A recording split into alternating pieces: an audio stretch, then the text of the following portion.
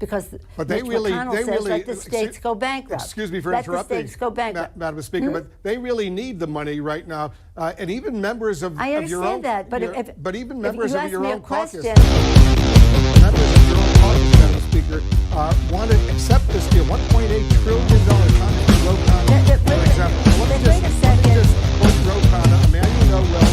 I assume you admire him. He's a Democrat, and he just said this. He said, "People in need can't wait until February. $1.8 trillion is significant and more than twice the Obama stimulus. Make a deal, put the ball in McConnell's court." So what do you say to Rokana? what I say to you is, I don't know why you're always an apologist, and many of your colleagues apologists for the Republican position. Rokana, that's nice. That isn't what we're going to do, and nobody's waiting for February. I want this very much now, because people need help now. But it's no use giving them a false thing just because the president wants to put a check with his name on it in the mail, that we should not be doing all we can. Nervous to help Nancy. people pay the rent, with food on the table, then enhance benefits that they don't. Morning, everybody. Morning, morning, morning, morning, morning, morning. Good morning to you. Good morning to you. Good morning. Hey, man, how are you? Better late than never, right? So Mark Conte reporting some stories today, I guess. I don't know. It's been very hard putting this together. Being under constant attack by YouTube. Every technical glitch that can possibly go wrong is going wrong. You push a button once and it publishes 3 times, or you push it 3 times and it doesn't publish at all. So we're having difficult problems, right? We will for another week or so, or maybe for the rest of my life. I will have difficulties doing this, right? I was talking I was out in the Hasidic community yesterday. I want to talk about that. And I was very cautious. I was very trying to be on my best behavior. And I told this guy, it was very hard. It's very hard to win the trust, of people in that community, because they don't trust you. They think who the hell are you? Why are you here? I'm like the only outsider in the whole place. I'm walking up and down Utrecht Avenue in Borough Park, Brooklyn, just looking for a story. I didn't know what I was looking for. I wanted to see if the Hasids, I think I set out to see if Hasids were protesting. But really what I noticed was, and I don't even want to talk about it, but I saw a very, very tight-knit community of people dealing with some real bullshit from the city. And I talked to this one kid, and he was saying, and he asked me who I was after he saw me filming the ticket writers. I went after the ticket writers. I saw them, and I said, "Oh man, there's the story." And I was following them down, and suddenly every Hasid in the neighborhood was my friend. We were chasing them down, right? But one of the kids said it.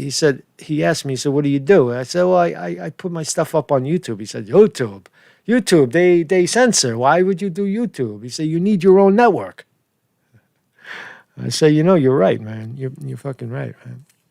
But what I want, and so we'll talk about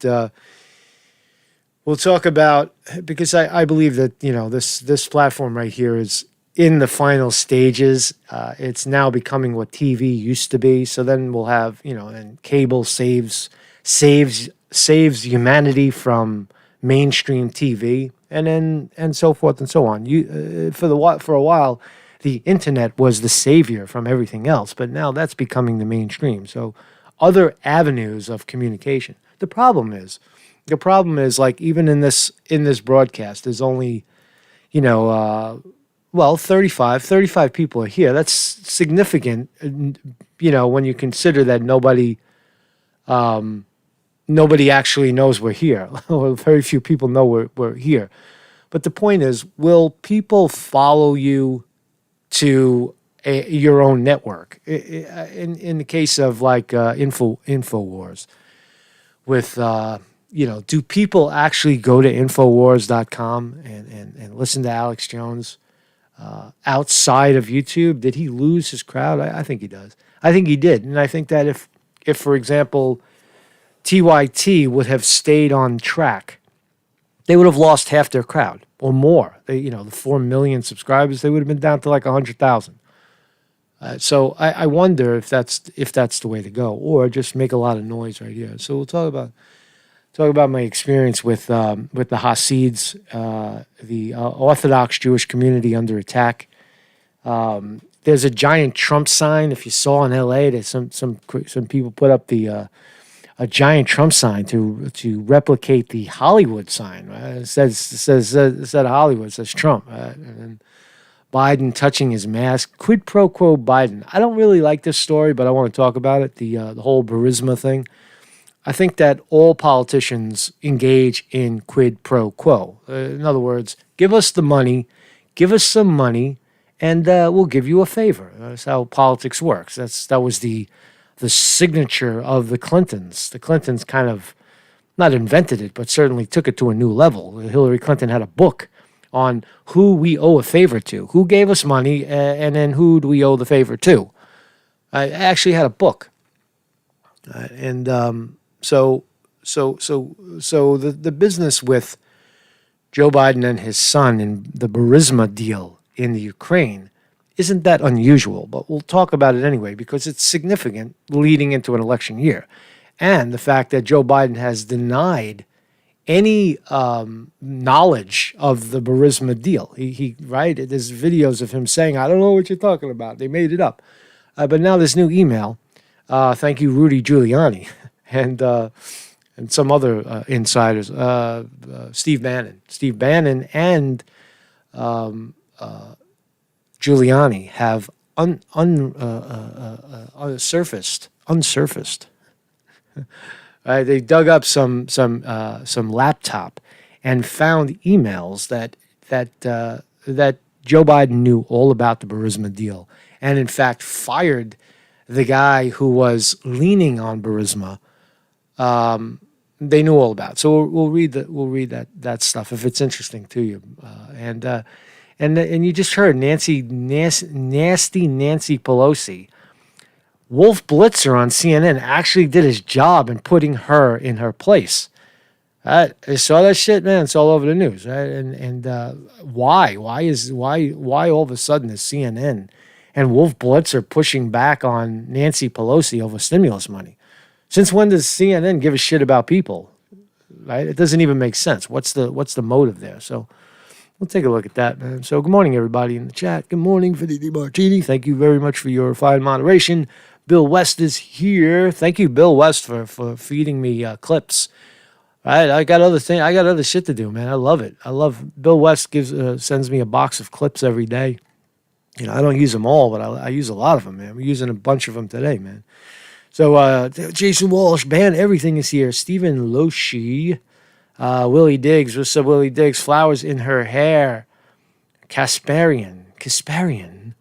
That's a cool name. It's Kasparian. So welcome, everybody. So again, thank you all for following me to the gates of hell here on the outskirts of YouTube, where few of us know, few you guys are following, but fewer are following because they don't really know we're here. When YouTube blocks your other channel, they don't tell you. They just do it, so you can't really communicate with your crowd until a week expires. It's like and it's perfect timing. I mean, this is what we deal with. This is censorship. This is censorship. Right? We were censored because two gentlemen decided to have a conversation about the pandemic in the park. We sat down and we talked about it. And for that, YouTube decides that you are not worthy of being on YouTube anymore. You have to go somewhere else. You have to move to your B channel. And then we might just, we're going to fuck with your B channel anyway. That's already shadow banned. I know you see commercials and all, but I'll never see $1 from that. I think there's already like $2 or $3 accumulated in that, right? So we'll see. We'll see what happens, But so hang tough, man. We're still here, right? We're still here years later. I'm not going anywhere, right? I mean, I'll do a network, right? Fucking, figure out how to broadcast outside of YouTube would be wonderful. So let's start here. So Marcus Conte reporting. This is my official channel, official place to be if ever we're lost, if you ever don't know where I went, or if I suddenly vanish from YouTube, I'm not going anywhere. I'll be right here. And you go to marcusconte.com. My main focus on this site really is the white privilege. Get your white privilege out of here. That case with the New York State Division of Human Rights, they're going to have to decide very soon if there is probable cause. If not, then we will continue to appeal and sue the high hell out of everybody who gets in our way, all the way up to Supreme Court. Make a big deal about it. And any videos that disappear, I stuck the one with the Hasids up yesterday. It didn't get knocked down from YouTube, but I figured I'd put it up anyway. And mostly become a Patreon of this channel. Right, the work goes on whether YouTube allows us to do it or not. In the tip jar, also Patreon, become a Patreon of this channel, and you see some other stuff here that you can free book if you want. So oh yeah, you know what? On a free book note, I wanted to read something. Right, start with a little reading. This is from a book that I found or was given to me. Chant and Be Happy. Right, and it talks about the Beatles and John Lennon. How they found, the song, My Sweet Lord, My La La La. That was, they were singing, that was George Harrison's song about the Krishnas, but that's besides the point. Everybody finds God in their own way, or lack thereof in the sense of the Buddhists. But listen to this. This might make sense. The search for happiness. Everyone wants to be happy. And I read this with the interpretation of, as we enter an election year where people are very likely to want to kill each other rather than hug each other and be part of the American dream. They want to hurt each other. They want to, run each other over with propaganda or rallies. We want to rally over your rally. Our rally's bigger than your rally. Right? It's because of this COVID-19 shit, this isolation, caused all this extreme behavior. But you look at like the extreme left as opposed to the extreme right. And they're both calling each other the exact same things. They're both accusing each other of authoritarianism, totalitarianism, Nazis. They're both calling each other Nazis. Who's right? Who's wrong? I don't know. Both extremes seem to be identical in my view. They both hate each other, and they both are calling each other the same names. And then there's the rest of us in the middle. The other 95% of the population is like, what the fuck is going on, man? We're not racist. We're not bigots. We're not Nazis. We're none of those things. We just want peace and happiness. That's all we want, right? We're striving for happiness. So on that note, the search for happiness. Everyone wants to be happy. Some of us seek happiness through our families, in natural and healthy living, in successful careers, active social lives, fine gourmet foods, gambling, or through sports and exercise. Others experience happiness in politics, the arts, or academia, or in hobbies ranging from mechanics and computer science to drama, philanthropy, welfare work, and literally thousands of other activities that comprise man's unending quest for pleasure. Millions of people find happiness in liquor, mood elevators, tranquilizers, and other drugs. Each day, doctors and scientists discover more about how the human mind and body work. Yet this abundance of scientific knowledge and space-age technology, which vastly outstrips that of all previous generations, is modern man really any happier than his predecessors? With all we know, are we any happier than we ever were? No, we're actually quite the opposite. The basic problem in our search for happiness is that our sources of pleasure are limited. What many people consider man's most basic fundamental pleasures, eating and sex, can occupy only a few moments of each day. Our bodies constantly thwart our plans for enjoyment. And there's one other line. It says, so what's the solution, right? For the Krishnas, it's meditation. It's chanting Hare Krishna. So to achieve unlimited and imperishable happiness, one need only chant and hear what sages of ancient India have for millennial called the Great Chant of Deliverance. Hare Krishna mantra. You can replace that with any form of meditation or Christianity, Jesus worship or Buddha consciousness or Krishna consciousness. You can transplant any of those terms. The point is, everybody wants to be happy, and they seek it out in outside of themselves. So the point is, if we're at an age of awakening, if that really is what we're seeing, right? If people are waking up, they're actually coming out of their faces and attacking each other rather than swinging the camera inward and having a look, So, but anyway, man. So I think most people definitely want to be happy. So here's the website. I think I just talked about this. I can't remember. So become a Patreon of this channel. Drop some cash in the tip jar, and follow this breaking story. So let's talk about Nancy Pelosi. So Nancy Pelosi was on CNN. She was on CNN, and I don't think she was expecting this. I don't think Nancy was expecting to be challenged by Wolf Blitzer. I thought she thought, it seemed like she thought she was going to get some softballs, and Wolf Blitzer did a good job. He kept pushing her. Why are you holding back the stimulus money from the American people? $1.8 trillion waiting for the American people. There's fucking food lines out all over the country. People are worried, and you're playing politics. So he calls her out on it. Listen. Work. We couldn't be doing what we're doing without sanitation, food work, so that they. But they really, let the states go bankrupt. Excuse me for let interrupting, the states go bankrupt. Madam Speaker, but they really need the money right now, and even members of I understand your own, that, but but even members of your own caucus, even members of your own caucus, Madam Speaker, want to accept this deal. $1.8 trillion. Congressman Ro Khanna, for example. But let me just quote Ro Khanna, a man you know well. I assume you admire him. He's a Democrat, and he just said this. He said, "People in need can't wait until February. $1.8 trillion is significant and more than twice the Obama stimulus. Make a deal. Put the ball in McConnell court." So what do you say to Ro Khanna? What I say to you is, I don't know why you're always an apologist, and many of your colleagues apologists for the Republican position.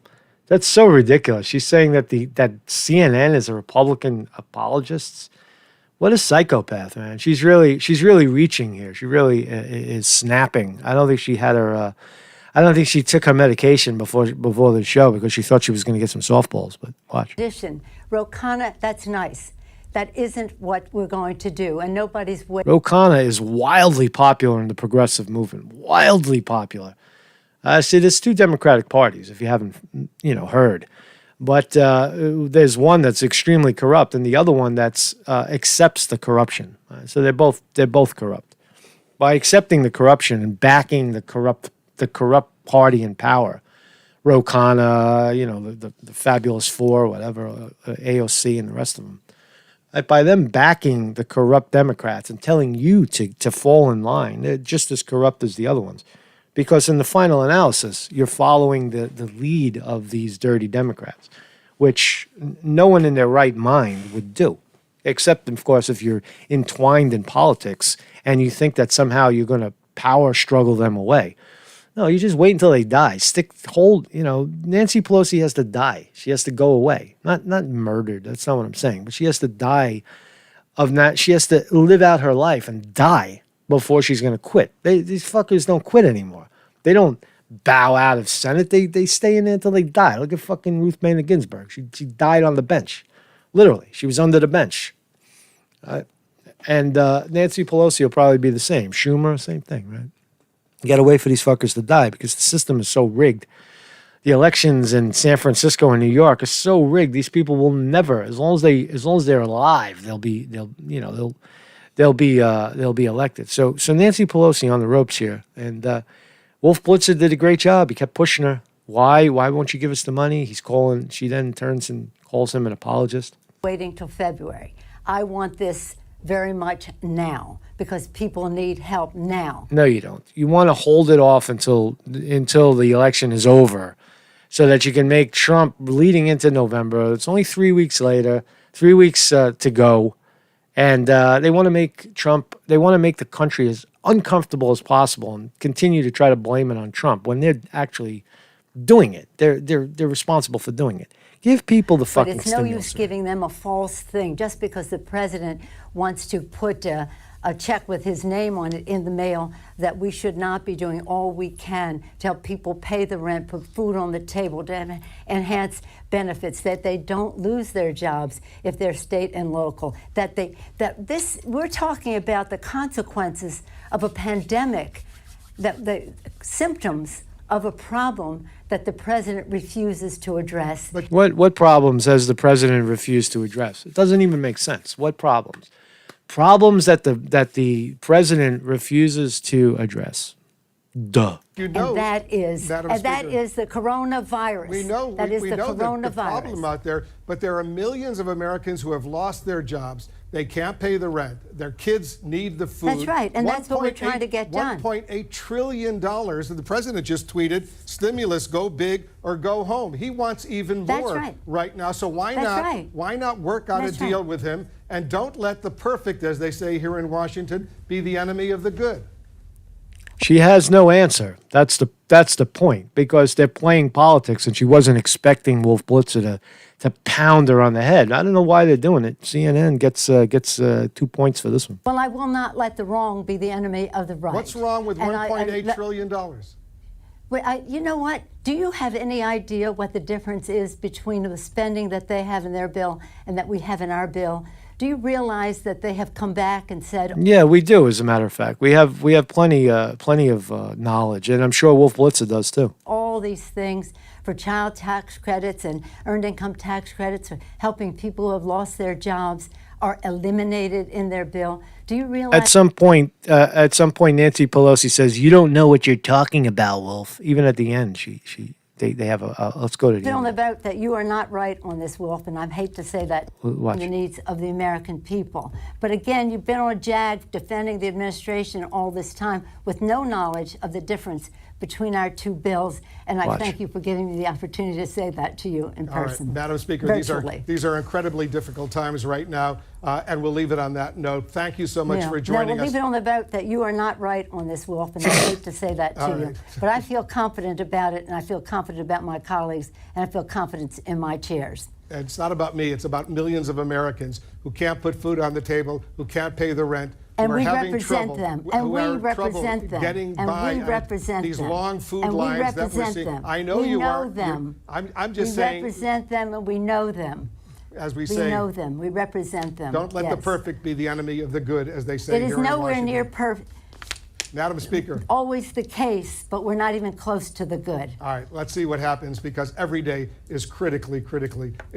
Wolf Blitzer gets the last word, man. That was good. That was a good exchange. Congratulations, Wolf Blitzer, for growing a pair of nuts. Wolf Blitzer grew a pair of balls right there. Right? He's fucking fighting Nancy Pelosi, telling her to shut the fuck up almost.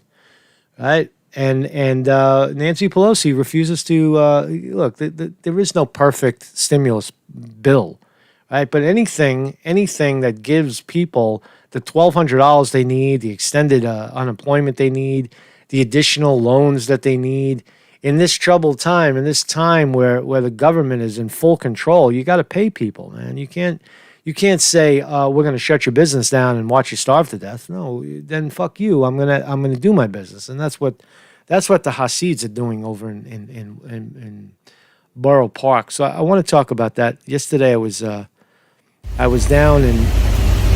Turn the volume off because there's no need for it. I was down in Borough Park, right? It's a part of Brooklyn. It's the middle of Brooklyn. The very little known part of Brooklyn. It's so beautiful over there. With the L train, you hear the L train, the D train chugging overhead. And so I don't think a lot of the people in the area knew exactly how the city was going to start to crack down, but this is how they do it, right? Because I was a enforcement agent in sanitation, and this is very similar to what you do. All right, so I know what I'm looking at. This is a ticket writer standing out in front of the door, writing the ticket on the curb, making observations, taking notes, filling out the ticket. But it's the Department of Buildings, right? And these are not cheap tickets. These are not $50 and $100. These are 5,000, 1,000, 800, 900. Right? And what are they doing? She's writing for a deli and a grocery store, an essentials, right? An essential business. She's sitting there writing the ticket. Now, you could argue that it was for something else. Oh, no. That's not, we're not writing COVID-19 related violations. This is for, because they didn't have the sticker in the window or something, some other stupid violation. Right? That's called a shakedown, where we don't even know, because I didn't go into the store and talk, because it's just embarrassing for people. I don't want to, I don't want to have to embarrass them like that. What also you notice is that all of the products are upside down. I wonder if it's coding. Who knows? You know, if the Hasids they code back and forth. You don't know if something's open or not. It's fucking funny, man. Right? But that's I didn't say that. I didn't see any of that. So here you have the thing I wanted to say about this is that when I went into the community, right, I felt a sense of that I was an extreme outsider, and I felt a lot of anxiety in the air. People, like, they're pissed off, right? They're hardworking. They got their own bus system. They got their own fucking everything, right? And they have the city just leaning on them like this. For what? Accusing them of being super spreaders at their religious places of religion. And these two kids, I started to follow them in the first place. No one even knew what they were doing, who they were. And then I started to film, and then I had a bunch of Hasids behind me. Right? Now they're my friend, right? Because they see what I'm doing, right? And we're exposing them. And then these two young guys started to get right up their ass, which is what you got to do. I believe they see me filming them. You could see them looking at me filming them, and now they're calling the supervisors. We're being watched. It's time to go. So we put pressure on them to get the fuck out of the neighborhood. Right? That's basically what you do. You're not going to stop them from coming, but you might be able to limit their time in the neighborhood and inform others that they're coming down the block. Just lock the door. Lock them out.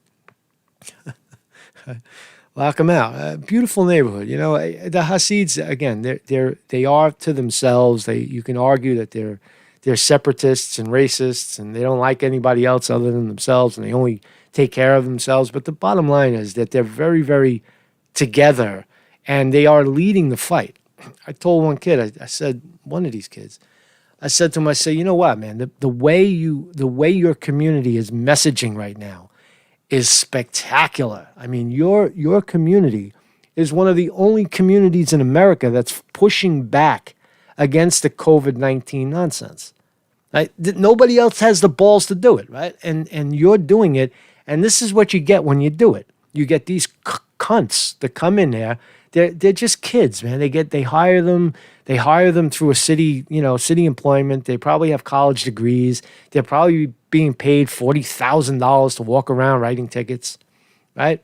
They're victimized just like everybody else, like, you know, but they're pawns. And and here it got a little, it didn't get heated, but it got interesting where we followed them all the way to their car to find out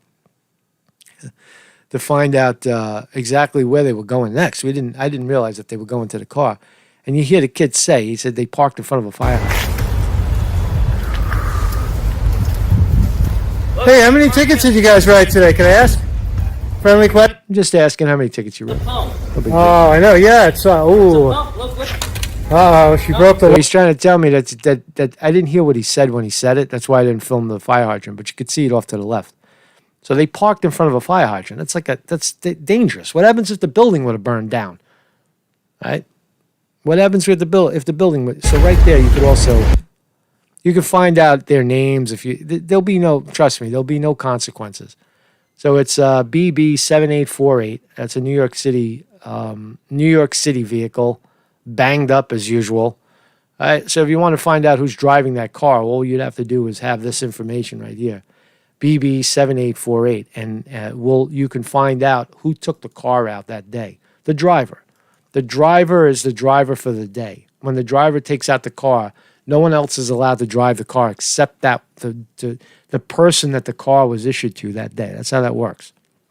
So You have the plate number if anybody wants to, try to get them, get them fired for parking in front of a fire hydrant. That is an infraction right there.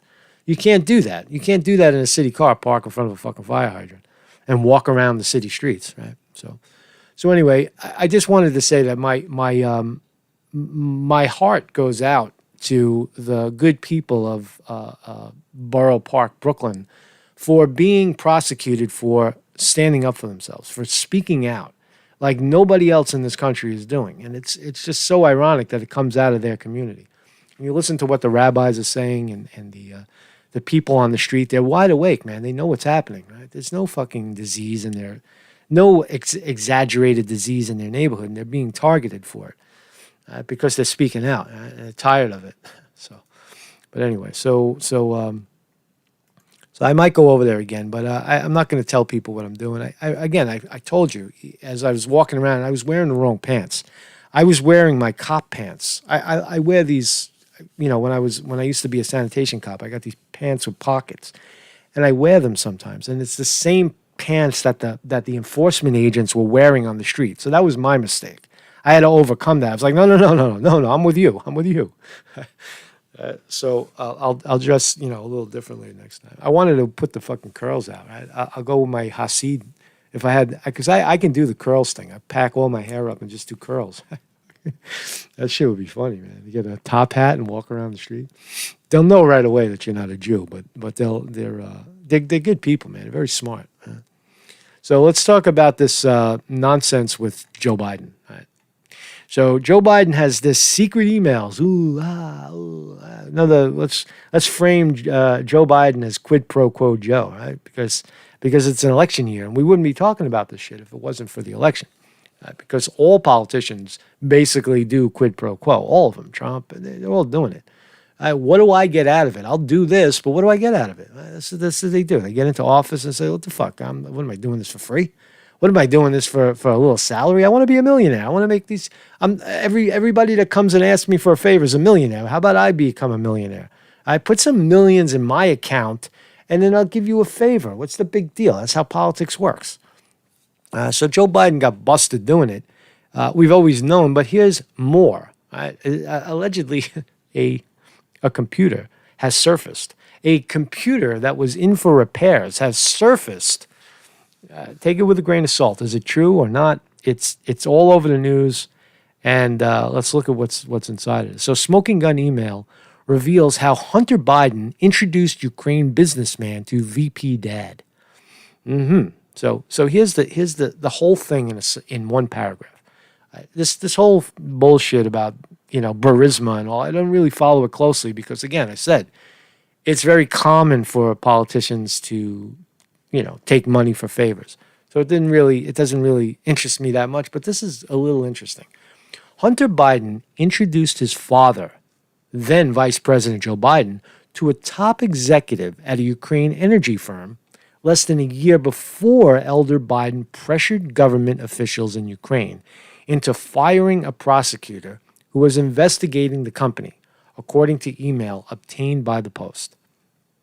So Hunter Biden introduces his connected pappy to a company that is kicking money back to him, right? And kicking money back to him to get Biden to fire a government official in the Ukraine who's pressuring a company, an energy company, Burisma. And Burisma is paying off Hunter Biden, the son, to get the favor from the father. And they got their favor. They definitely got their favor because the guy got fired.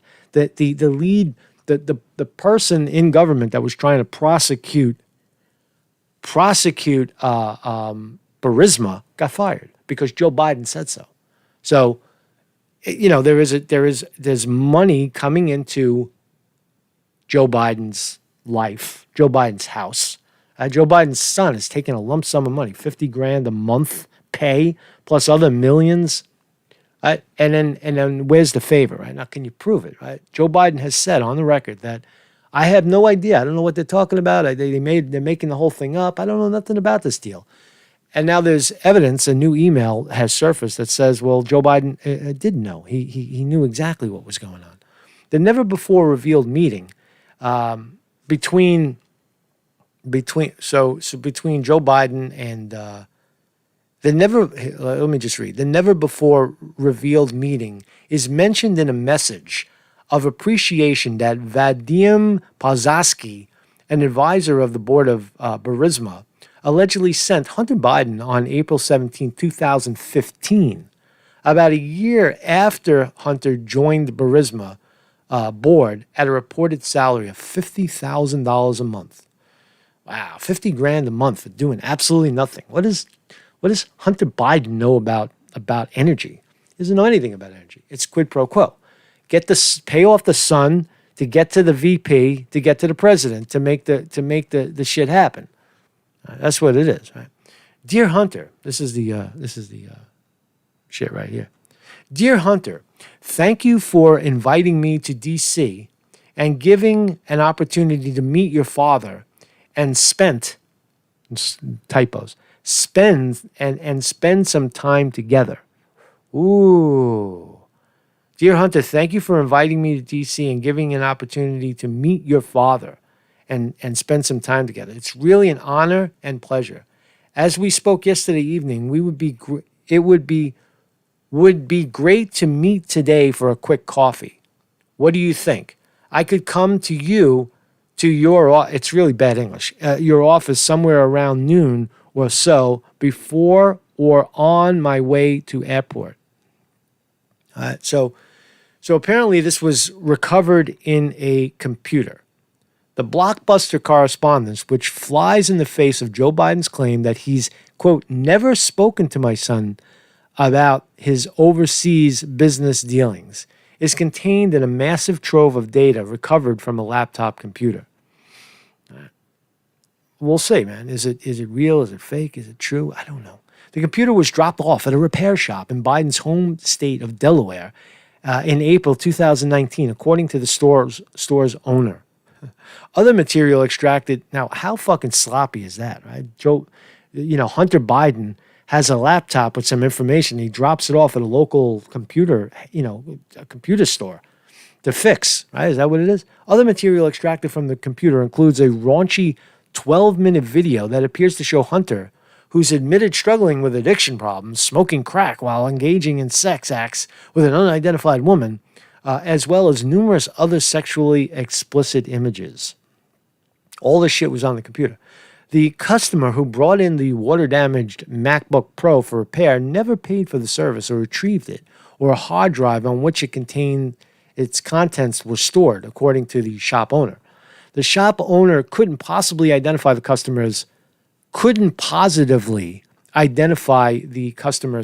Biden, but said the laptop bore a sticker from the Bore Biden Foundation, named after Hunter's late brother. Photo of a Delaware federal court subpoena given to the Post shows that both the computer and hard drive were seized by the FBI in December after the shop owner says he alerted the feds to its existence. So here's apparently a signed receipt. What is this? Subpoena. I don't know. Subpoena to justify. Yeah, right.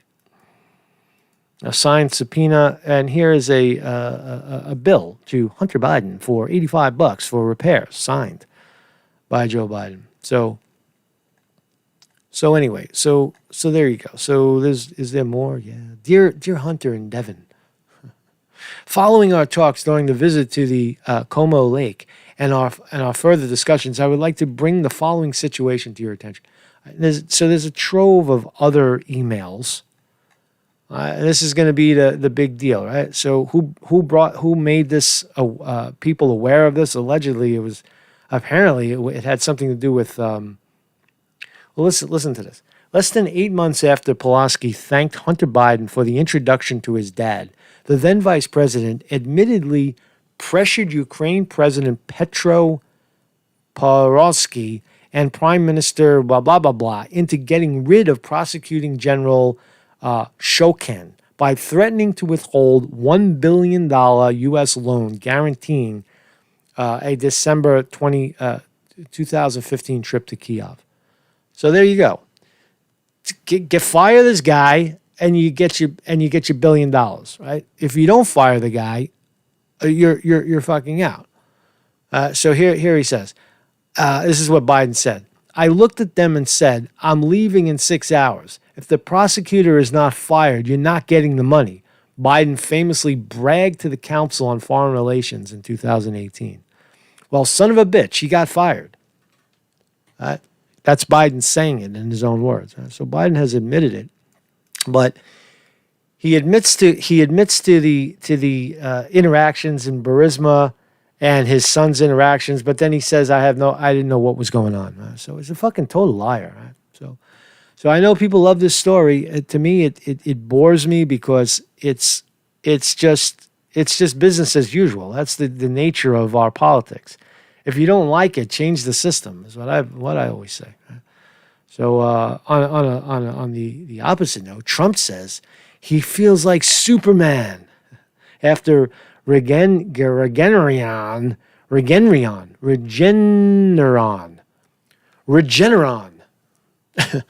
COVID-19 treatment. Right? He feels like Superman. Right? Trump got some shit. Right? He got the good shit.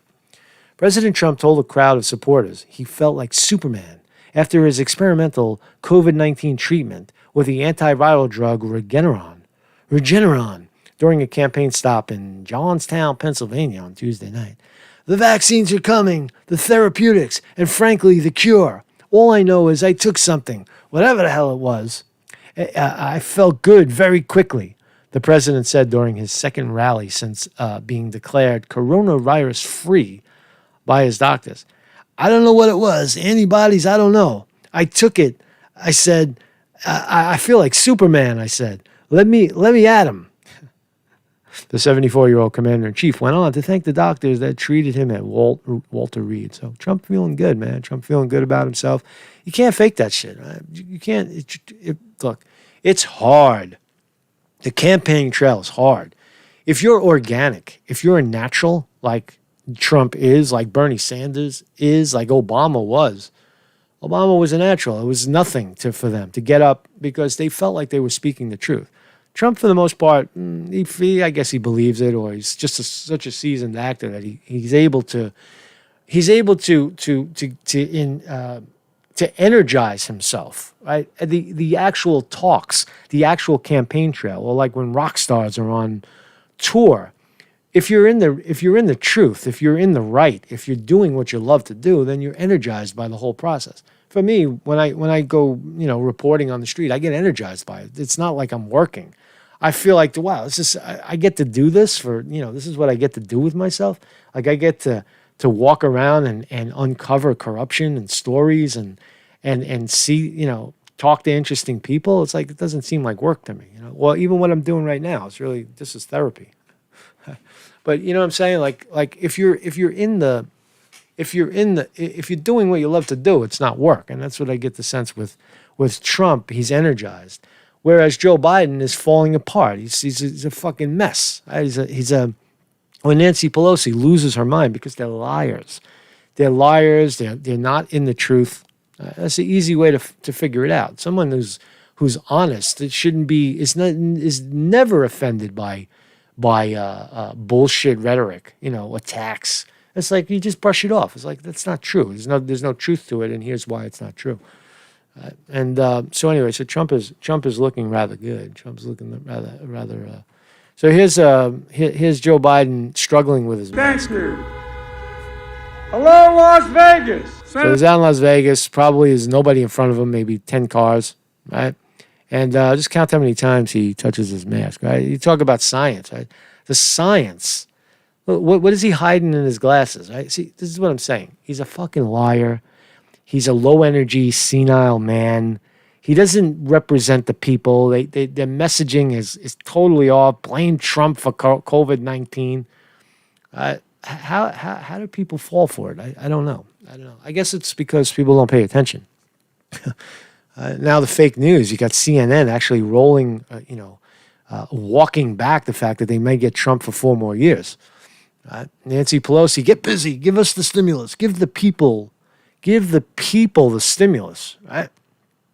Give the people the stimulus. So here's Joe Biden playing with his mask. Senator Rose and Representative Titus, and my good friend Ryan, your students could be here doing all you've done in this challenging time. Look, one, you're just trying to do right. He got to swear at his dad. Yesterday I was with Kamala Harris in Arizona after her outstanding debate performance. Remember Cindy McCain, John McCain's wife. He just won a fair shot. He lost his job up in Scranton when I was in grade school. My dad would say, we had to move in with my grandparents. He worked hard, who understands what you're going through. That's President Trump. How can we trust him to protect this? I guess he didn't follow the science on wearing masks. You're not supposed to touch the outside of the mask. Now it's on your hands. There's his nose wide open. Right? It's all bullshit. Right? It's not that mask is a political tool. What are you hiding behind your eyes too, Joe? Would you blow a fucking blood vessel again? Remember the last time he blew out a blood vessel in his eyeball? Right? What are you hiding? Excuse me. What are you hiding behind the glasses and the mask? So just country. We lose anywhere from 700 to 1,000 people, seniors over 60 years of age. Why is he wearing a mask, first of all, if he's on a podium in front of a bunch of cars?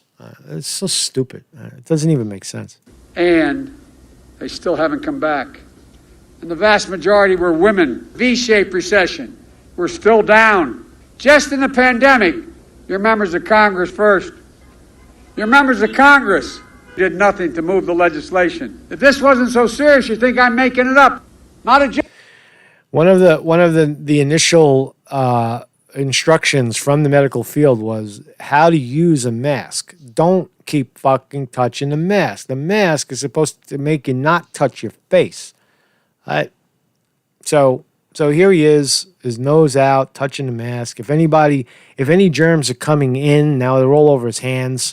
If any germs are going out, then it's just, it's not. He's blowing, his nose is fucking wide open, right? So on that metric, Joe Biden doesn't know what the hell he's doing with a mask, right? Joke. What they focused on is more tax cuts for the wealthy.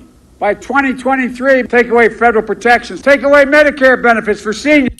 Sterling Price says, Dems only wear masks when the cameras are on. Yes, right. That's right. And this is the evidence, right? They don't know how to... He's so uncomfortable wearing that stupid thing because he doesn't wear it. He takes that shit off once he gets in the car and the tinted windows and he drives off in his limousine. There's no masks. They don't even know where the mask is. Somebody hands it to him on the way out of the car. Seniors increase their drug protection, their drug prescription costs. Call a high-level meeting of Democrats hiding in the bunker in the White House or on the bunker of his golf course. If your child's school is shut down, idiot. $800 billion. I'm not making this up. We can turn this crisis into progress. Folks, we're so much better than this. We make up 4% if we just follow the science. Biden's going to spend all this money. $1 trillion. Follow the science. More in $400,000. I'm going to ask the big corporations and the wealthy to start paying their fair share. Penny in taxes. It's wrong. Donald. That's insane that Joe Biden is saying pressure the wealthy to pay their fair share of taxes. They gave Trump carte blanche to cut they all signed on to the tax cuts. Right? And where is Joe Biden when Bernie Sanders was saying tax the rich, hold the wealthy? Joe Biden said, I like rich people. Rich people are my friends. Rich people are now his donors. So there's no truth to anything he's saying. Which is what I'm saying is that that's why he's a lousy speaker, because he's full of shit. He's totally full of shit. Every aspect of this guy's life is a fucking lie. Trump, come on. The kinds of investment that will... Right there, he coughs in his hand. He's got that shit on his hand. Man. It's just so unsanitary what he's doing. Stimulate the economy. We, the president and the White House, bless me, Father, for I have sinned. What's going on here? I mean it. It's going to go to no outfit that build a climate beating heat waves, droughts, hurricanes, and floods. By the way, you know what he said, Alejandro? A $15,000 $15 minimum wage. I'm dreaming here. 50%. The reason I'm not going into more detail, you preschool, not. And now who's he going to put those hands on? Right? He's going to put his germy hands on it. If you weren't wearing a mask, you wouldn't be touching your face like that. Agree? If you weren't wearing a mask, you wouldn't be touching your face. How many times do you touch your face, especially when you're aware of it? I'm very aware of it. When I go outside, right, especially now, I will say that it's now approaching flu season. When the temperature drops, a lot of sick people become vulnerable. You, on the other hand, as a healthy person, should be outside in the elements. Don't allow yourself to, if it's cold out, it's cold, I don't want to go out. No, go out fucking side and let your body adjust to the cold. Adjust to the elements, right? And go out. I'm going to go running in a little bit. I'm going to go running out the door, run 5 miles. But be very cautious. Watch your hands now at this time of year. Not so much the mask. You could wear a mask if you do. I mean, if you're in close proximity with sick people, it's not a bad idea, but do it right. Get a surgical mask and wear it for your own protection if people are sick. And most importantly, don't touch anything. Touch, now is the time to start to and I say this because there is a mystery, a little bit of a twinge of what the fuck this thing is, right? If it's the flu, you don't want to catch the flu anyway, and you can avoid it by being hyper vigilant, by not touching surfaces that other sick people may have touched. The idea of it transmitting through the air is very slim, but it couldn't hurt. If someone is, wildly sympathetic, symptomatic, right? Coughing. You see it on sometimes on the city streets. You'll see a homeless person get sick, and they got nowhere to go, and so they got the flu on the street. They're sitting there coughing and flu and fever. You don't want to get too close to a person like that. If you do, then you put a mask up. That's all, and throw the mask out once you're done with it. Use it properly. Just get rid of it. Like doctors do in a hospital. They do that. Go into surgery, go around, infectious people, you put a mask on. Once you leave the infection room, you take it off. You don't wear a mask around regular people. Let's watch some more of this mask bullshit. Not daycare. Spend more than 7% of their income, child care workers. More often women. We're going to make 4 years. We're going to protect Social Security, increase benefits for millions of seniors. Look, I'm not going to lay it out, but go. I know the middle-class working people. It's going to be okay. Those tires are bald. I'm going to work as hard. I made a speech I worked really, really hard on and thought really hard about before I made it. Hard on. Take a bite out of that one. He said hard on. In Gettysburg, Pennsylvania, on the battlefield last week. We cannot be. This is good stuff by John Talks. John Talks. I just subscribed. Thank you, John Talks. Here and now in 2020. And I mean this from the bottom of our heart. We have it in our hands. Let's stand up and vote and take back this country now. Thank you. Thank you. Show the crowd. Wow. So Joe Biden knows what he's doing with a mask, right? That's confirmed, right? He's all about the mask. He knows he sat down with the experts and they taught him how to wear a mask, right? What's going on? Ex-White House physician Ronnie Jackson convinced Biden not fit for office. Ooh. Now, this is borderline politics because this guy, Ronnie Jackson, happens to be running for Republican Senate. He's running for senator. He's definitely credentialed. He was the White House physician for Bush, for Obama, and for Trump a little bit. So let's read. Former White House physician Ronnie Jackson told reporters on Tuesday that he was convinced Democratic presidential nominee Joe Biden, 77, does not have the cognitive ability to be commander-in-chief. Ooh, that's a hell of an endorsement for Trump. I'm pretty familiar with what it takes, both physically and cognitively, to do that job and what the demands of that job are. Jackson, 53, who is currently running for Congress as a Republican, I don't know if he's running for House or Senate, but whatever, said on a roll call organized by the Trump campaign. So the Trump campaign is behind Jackson, who is coming forward saying that that in his estimation, Biden is not fit for office because he's senile. As a citizen, not a candidate running for Congress, but as a citizen of this country, I've watched Joe Biden on the campaign trail, and I am concerned and convinced that he does not have the mental capacity, the cognitive ability to serve as our commander-in-chief and our head of state. So follow the science. I guess he's credentialed, right? He's a former physician to the presidents saying it. It's pretty powerful. Who is he? Jackson served in the White House medical unit under George Bush and was appointed physician to the president under Barack Obama and President Trump before he was nominated to serve as Secretary of Veteran Affairs. Ah, that's who he is. That's who the guy is. He's the Secretary of Veterans Affairs, Ronnie Jackson. But he was also, as we now learn, he was the physician, the physician to the White House.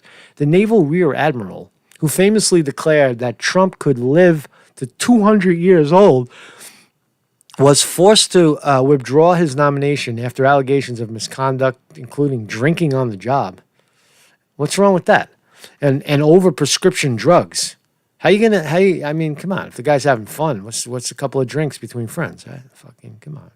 Jackson insists that he wasn't providing a medical assessment on the call and told reporters that he never took care of Biden while he was Obama's vice president or evaluated him as a patient. But he doesn't necessarily have to be. If he's a physician and he's walking around the White House, he can make mental observations. That's what doctors do. Mental observations about the other guy walking around, blabbing his head off. And that was as early as 2000. I guess 2015, 16, as early as 2016. No, under Trump, so 2017, 2018. But he had an eye on Biden from 2016, from 2008 through 2016. So it's a pretty good assessment. I don't know who this is. Is this the guy? Is this the guy? All great garages start from the ground up. And that listen to a commercial. Who is this guy? Who is this man? I don't know what it is. Let's watch. Here's my next guest. Mike McCormick was at Joe Biden's side as his stenographer, transcribing the former VP's every word. I don't know what this is. McCormick was present anytime the former. It's not the same story. I'm not trying to remotely diagnose him with anything he said. I've not accused him of having Alzheimer's or anything of that nature. Biden's campaign has swathed away allegations that Biden lacks the mental acuity to be president, while the Spatuchikagian candidate, who suffers from frequent verbal fumbles, has described himself as a gaffe machine. So, is he a gaffe machine? Yeah, he's always been a gaffe machine, but it seems to be escalating now. It seems to be escalating into the realm of senility. Again, I worked in nursing homes. I can make that assessment. I can make that assessment being around someone very, very quickly, just having a basic conversation with them. Right? And especially if you know something about the person, like the doctor does. You think Joe Biden is making gaffes now? Could you imagine if you actually knew his inner life, how many gaffes he makes, how incoherent he really is? Remember when he reached for his wife, and then he called his wife's sister. Here's my wife. He introduced his wife's sister as his wife, and his wife as his sister. All right, that kind of shit, and they just kind of brush it off, the family. Oh yeah, well that's Joe. Joe's fucking senile. But meanwhile, he's running for the highest office. So let's talk about the big sign. The big sign. Oh shit, the big sign. How we doing, man? Welcome everybody in the chat. Thank you very much for joining us on this lazy Wednesday. It seems this is a little crowd. We got a small intimate crowd today. Well, not really. There's a lot of people, man. A lot of people finding us. What's up, man? Oh shit, I got to put on my happy face because there's a lot of people here. But thank you for joining me. Thank you for following us over to this fine channel. And someday we may have our own network. So you could say that you knew us then. You knew us way back then when we were in the chat. when we were doing this business of trying to swerve around the Jew-tube, right? So here we go. So giant Trump sign appears on hill along Sepulveda Pass.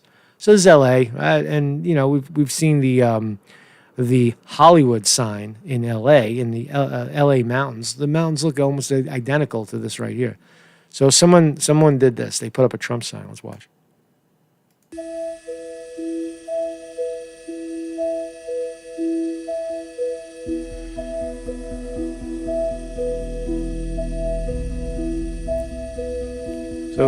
So it appeared overnight. What a beautiful sign, right? The sign was made of large white capital letters, similar to those in the iconic Hollywood sign. So what's the trouble? What's the problem? There's little information about who placed the sign there, and a Calren spokesman said it was on private property. All right. So workers took down the sign so it wouldn't distract motorists, but did not remove it from the highway. Well, why distract motorists? Why would it distract motorists? Officials with the California Highway Patrol did not have further information about the sign. So nobody knows where the fucking sign came from. It's an amazing sign. I bet Trump loves that sign. So let's look. Is there more? I think I got one more. Here's a little commentary and the taking down of the sign. Let's watch. Or safety first. A lot of people are talking about the Trump sign that appeared in the Sepulveda Pass, then was quickly taken down. Officials say it was a safety violation along a busy freeway. But others argue it's more about what the sign spelled out. How is it a safety fucking...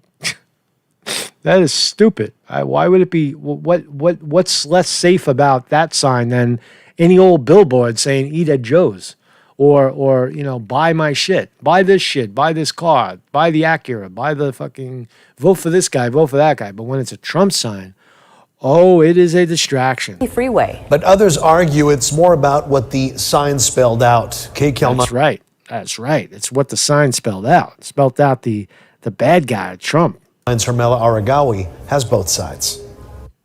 Well, somebody wanted to get attention, and putting a sign near a major California freeway is a good way to do it. That huge Trump sign along the Sepulveda Pass still has people talking. Some had trouble with the sign itself. It's a little nerve-wracking, especially being here in California. Others are upset about how quickly it was taken down. Caltrans says it was likely put up overnight Monday, and they swiftly brought it down after noticing it Tuesday morning, calling it a distraction and a safety hazard. But some on social media say the removal was about politics. One wrote, "I would sue the city for not allowing freedom of speech. It's no different than the Hollywood sign or a fire in the past. If it had read Biden, it would have been left up." Another says in part, "What's new in California is so typical. Same reason why I can't have my Trump flag up in my neighborhood.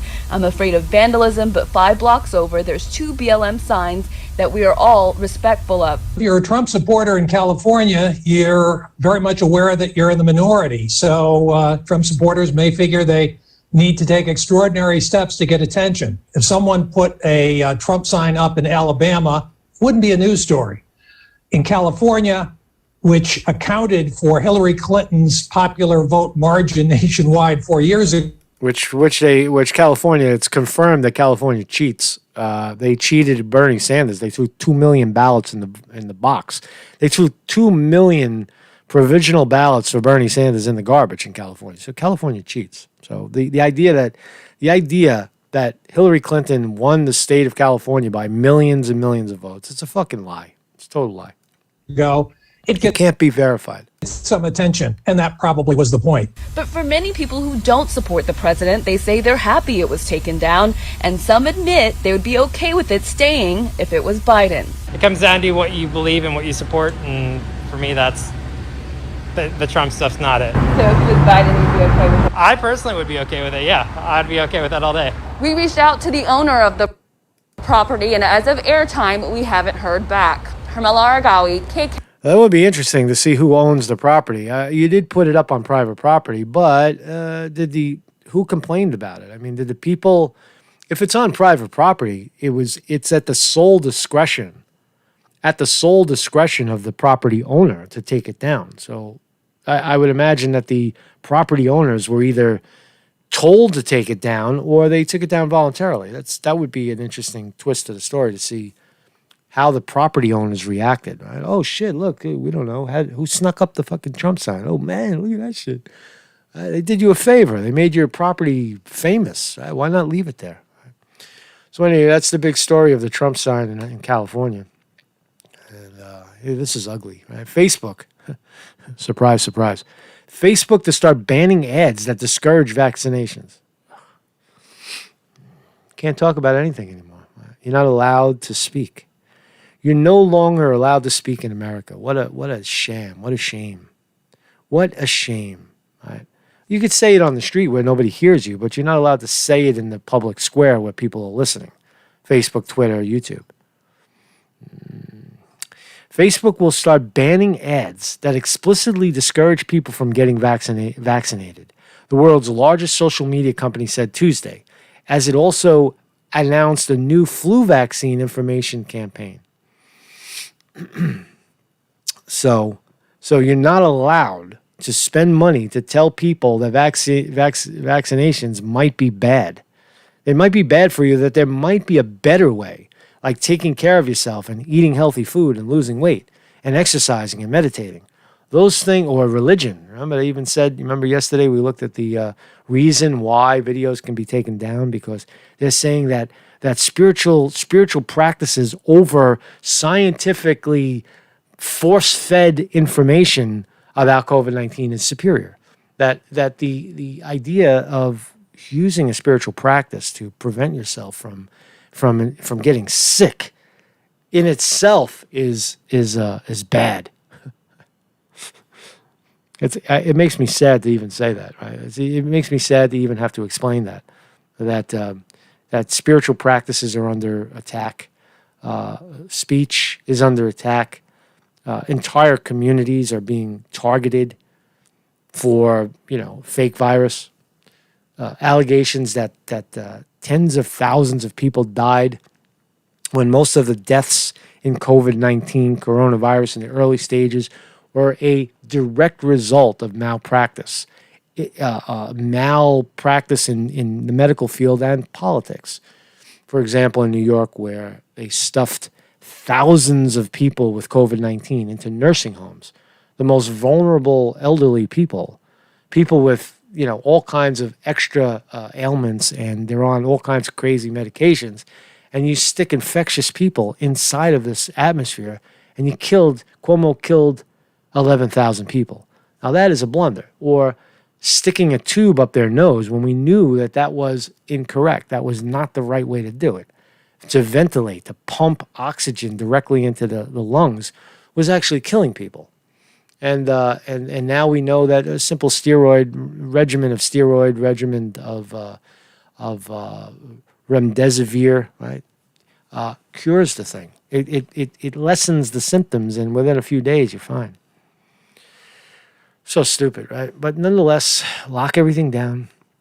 So here we go. Ads advocating for or against legislation or government policies around vaccines, including a COVID-19 vaccine, will still be allowed. So you can talk about policy. The company said in a blog, this is crazy. Facebook, why do we have to listen to them for? Why? They can advertise whatever they want on their platform, but freedom of speech under fire here. It's the last stance. This is our last stance. If we get silenced, if suddenly we get pushed, look at this channel, for example. We get pushed into the perimeter. We get pushed into the outskirts of life, right? Outside of the center, where the center right now is getting pumped with COVID-19 propaganda, right? And other propaganda about elections, about falsehoods in our politics, about Russiagate, about COVID-19. We live in a censored world right now. Right? Just by saying these things, that you could come back to visit this channel or visit this video, and it won't be here.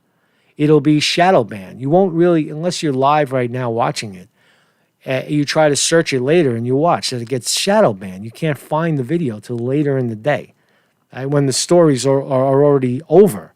So that's shadow banning. That's what YouTube does. Or they slow you down with the software. Right? Demonetize. Right? Strike the channel. Right? That's how they slow you down. Right? Push you into the perimeter. Right? So Facebook is going to because they want that vaccine. They need that vaccine, man. That vaccine solidifies the story. See, vaccine, big profitable, very profitable. We're gonna sell vaccines. We're gonna get 8,000 cargo planes and deliver this shit all over the world. They need that shit. They need that story to continue. So anyway, Facebook is totally in the pocket with the U.S. government to promote the COVID-19 the pandemic. Okay? So, man reportedly loses hearing in 1 year after contracting COVID-19. Right? Allegedly. Is that reportedly, excuse me.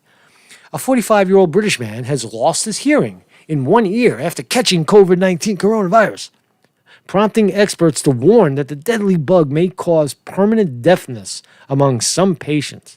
The man, whose only underlying medical condition was asthma, was referred to an othologist, an ear doctor, when he experienced a hearing loss after being treated for COVID-19 at a hospital. Oh, after being treated for COVID-19. What did you stick a Q-tip in his ear? Did he get infected in the hospital? Because he didn't have no hearing loss until, again, quote, he experienced hearing loss after being treated for COVID-19 at a hospital. Oh, after. His condition has deteriorated after spending about a month on a ventilator. Oh, he was on a ventilator. Oh, but improved when treated with remdesivir, steroids, and a blood transfusion. Oh, so he blew out his eardrum being on a fucking ventilator for a month. He was on a ventilator for a month. That's not COVID-19 related. That is medical malpractice. See how they fuck up the story? Man reportedly loses hearing in 1 year after contracting COVID-19. That is inaccurate, New York Post. That is not what happened. He lost his hearing after being on a ventilator for a month. Most people don't last on a ventilator for a week. This guy lasted a month, and he got away cheap, just getting a blown out eardrum. Forget about his lungs. His lungs are fucking destroyed. After being on a ventilator for a month, that guy in a few years, he'll be dead in a few years, not from COVID-19, but from the ventilator. From the ventilator, blowing out people's lungs. You only do that in severe emergency, like life-threatening situations, which COVID-19 was not. It was just people coughing a lot. They didn't try the things that needed. So his condition had deteriorated after spending about a month on a ventilator and blood transfusions and treatments with steroids. But he blew his ear out because of COVID-19. He lost his hearing in 1 ear because of specialists found no blockages or inflammation in his ear canals. Tests for rheumatoid arthritis, HIV, and flu also came back negative. So again, read into this shit, right? When you read into the headline, you say, "Oh, man reportedly lost hearing in 1 ear," and then you find out that he was in the hospital he didn't have it. He didn't have no hearing problems until after he was treated for COVID-19 at the hospital. So there you have it, right? Medical malpractice. Will the medical profession ever point its finger at themselves and say, "Yeah, we fucked up"? Not quite. That's our job to discover. And now a reality check. Right? I read earlier that everyone wants to be happy. Some of us seek happiness through our family and nature, and healthy living and successful careers, social lives, fine food, gambling, sports, exercise. Others experience happiness in politics, art, and academia. Right? Happiness. That's what people strive for happiness, right? But here, fear we live in a time where fear rules. Fear. Be afraid, right? And more than half of all Americans plan to stockpile food and other essentials for the chaotic months ahead. Are there chaotic months ahead? Yeah, I would say, I predict that that people are going to get sick. I said it a while ago. I said it right at the beginning because of the distance from each other, because of the masks, because of the constant killing bacteria on your hands and not developing a significant immune system on your own, and being extremely unhealthy, being overweight, being fat, being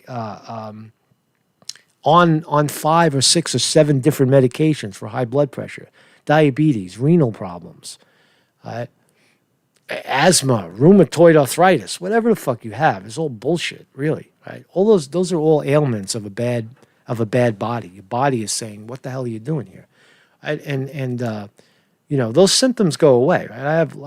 I suffer from low blood pressure, low blood sugar, but none of those things are a problem. If I'm vigorously exercising, if I'm out in the world, which I will be in very soon, outside running along the pavement, running up the hills, I run past people.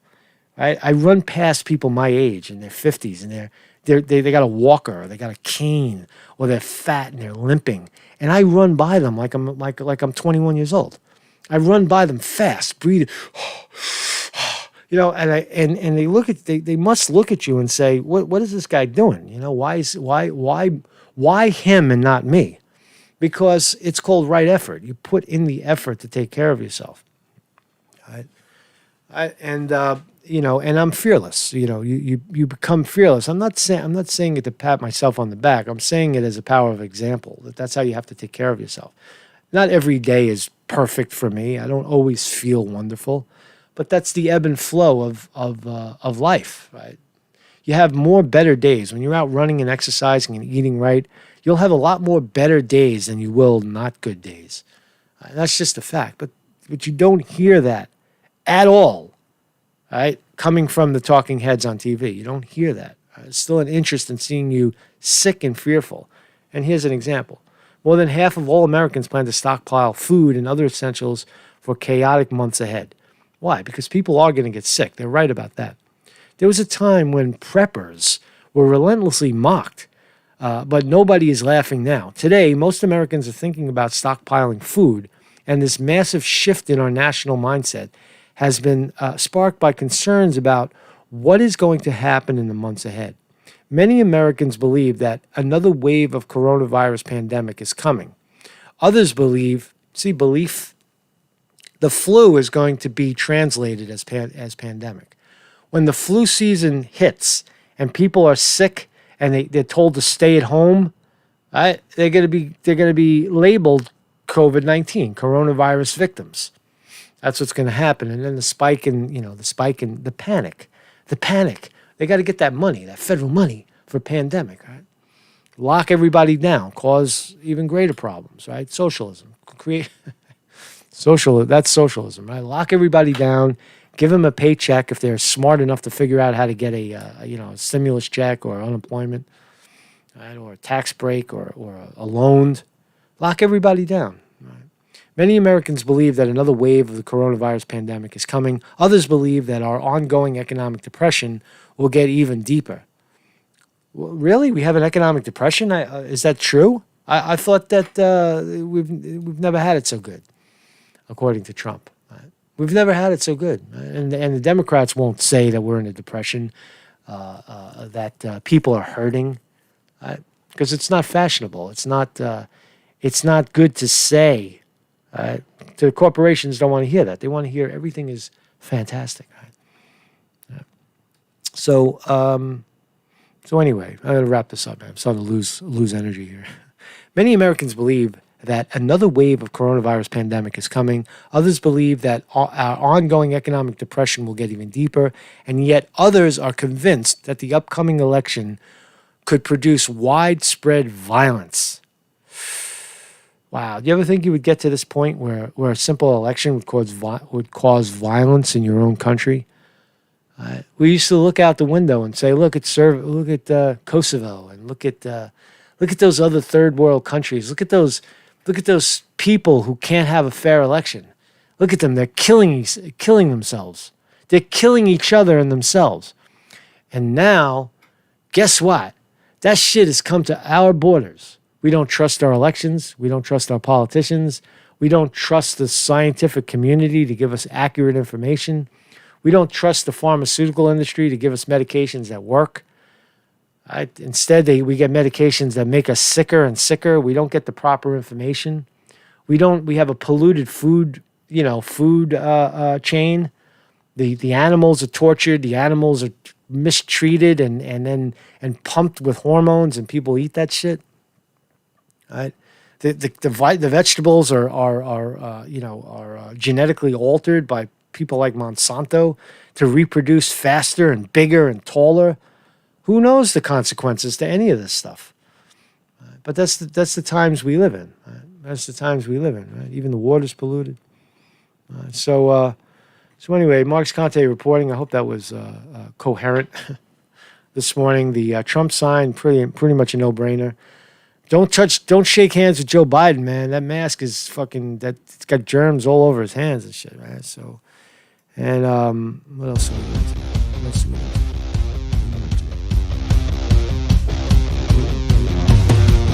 Listening to our free music, the music that YouTube allows us to listen to without any problem. Right? You can't listen to the good stuff. You got to listen to their crap. It's not crap, but it's not top shelf.